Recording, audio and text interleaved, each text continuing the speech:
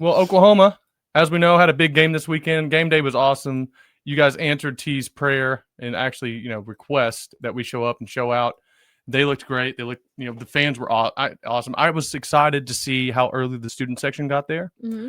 A friend of the show was sending us pictures from his suite about just how packed it was. And listen, at the end of the day, students showing up, it means a lot not only to the players, but to the recruits as well, because they want to know what the college setting is going to be and what the college atmosphere is like.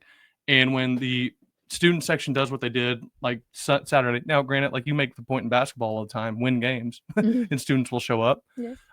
The football team's balling, and we're going to get into that. And I'm going to, pat myself on the back on a lot of this, or we are on a lot of the stuff that we have said over the off season and leading up into the season, because unlike as T called in last week, everyone's saying that, Michigan just played conservative, and I don't want to take your points on that, so I'm just going to leave it at that.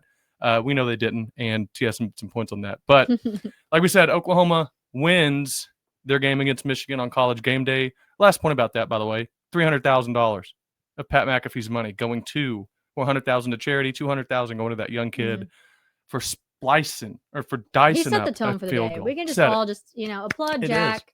Thanks for setting that tone, that energy. But once you made that kick, we knew we weren't losing. Yep.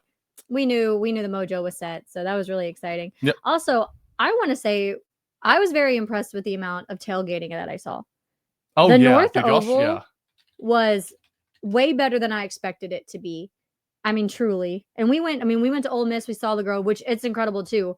That gave mini Grove vibes. That's something that we can build on. It was so amazing. It was just 3 or 4 rows of tents, just whole North Oval. The TVs were immaculate. So shout out to Joe C for implementing that, because I know that was apparently his idea when we entered the SEC to, have something more like that. So that was really, really cool. And so if you're at a home game, go ahead and check it out. It's pretty awesome. Well, and it's like you say, and then we'll get to the game, but it's like you say all the time.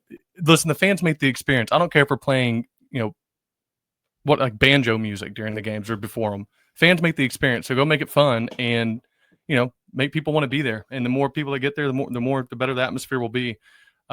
So Oklahoma defeats Michigan 24-13 on Saturday, a game that really looked like it was in control with Oklahoma the entire time. It didn't look like there was really any doubt. I know that we had that fumble in the fourth, but it especially at the game, it was just pretty clear who the better team was.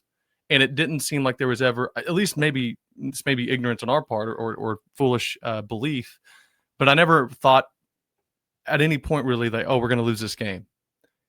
I don't know how did you feel the same way a little bit? I know I felt the same way. Now I will say I was getting nervous in the sense of I didn't want it to get close. I didn't think they would catch back up. I didn't think we would lose. I just didn't want to deal with the comeback of any sort. Yeah. But for the most part, I just was so confident in our defense.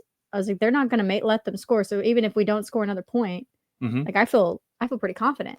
Now I was also nervous because I think in the future, I'm like, oh no, these fumbles, these muff punts, the running into the kicker, the kickoff that they should have let go out of bounds, but caught or attempted to catch, but did not catch. And things like that make me nervous because I don't want that to be a habit. You know what I mean? So those made me nervous from that standpoint.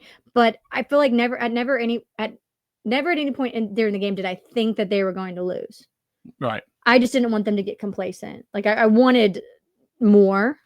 But we got the win at the end of the day, which is fantastic. And if you can score 24 points in a football game and still win by 2 scores, yes, pretty fantastic. I mean, just a few years ago, we could score 24 in a quarter, every quarter, and lose games. But it was a weird time. Jaren Kanak shows out again, shows why he is not only a player you're happy to say, but a player that is making an impact that at that position we haven't seen probably since. Oh, and I'm gonna probably miss it now. A player Mark Andrews' year. Not that he is Mark Andrews, but he's making an impact at the tight end position, really more of an H. So I guess maybe we should compare him to a Dimitri Flowers type player.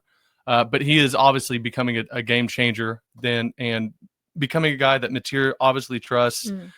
He's got good vision running, man. He's quick. I think he's deceptively fast for a lot of people because of his size.